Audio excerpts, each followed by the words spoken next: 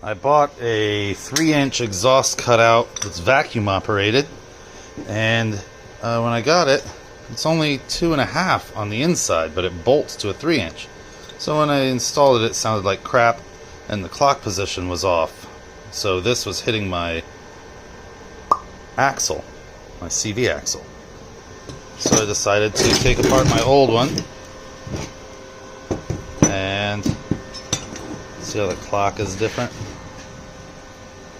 This actually mounts everything into the little pocket between the swing arm and the axle while it goes up and down. And I just welded all this junk up, and it looks like it works. Let's see.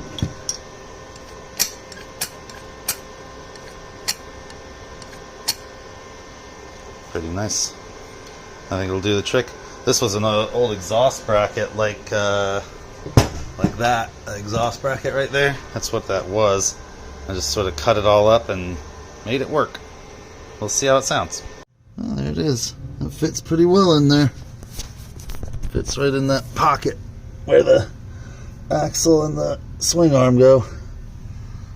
Now I just gotta hook up the vacuum hose and let's see how it sounds.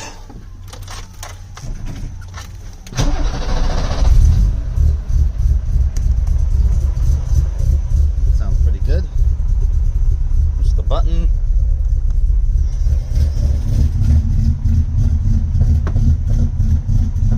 Close it.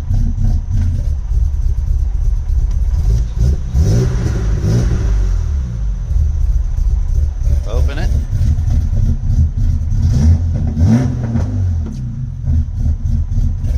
Not too bad.